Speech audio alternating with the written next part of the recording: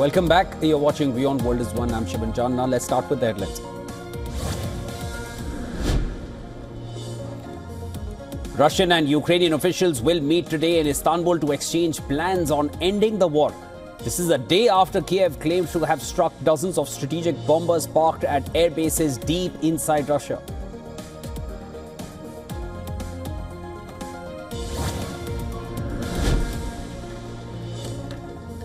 Ukraine claims it destroyed Russian bombers worth at least $7 billion in Operation Spider Web. 117 drones deployed in attacks on Russian air bases in its most long-range operation of the war yet.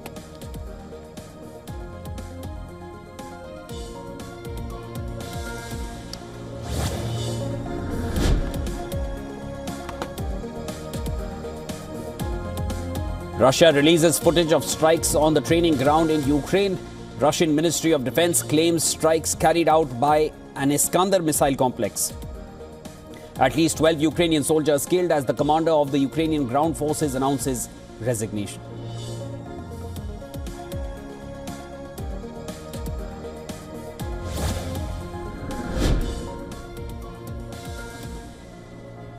Hamas says it is prepared to immediately begin a new round of indirect negotiations on remaining points of contention on a US-backed ceasefire and hostage deal proposal.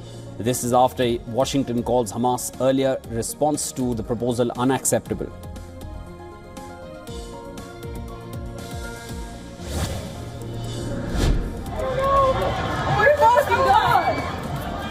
Stay.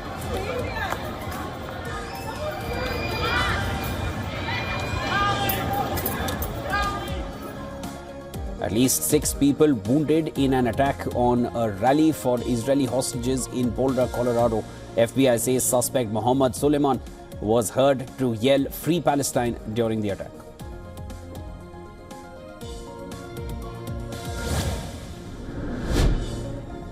Indian Air Force launches disaster relief mission in northeastern states.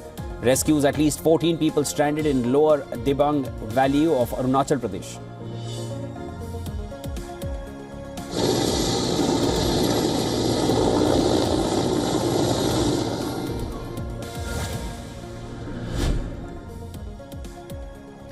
USS Harry Truman returns to Naval Station Norfolk.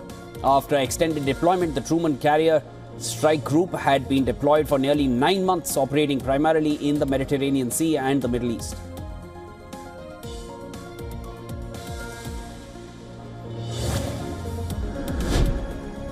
Worshippers perform the Tawaf, the circumambulation of the Kaaba, and pray in Mecca's Grand Mosque as Saudi Arabia prepares to welcome more than 1 million Hajj pilgrims.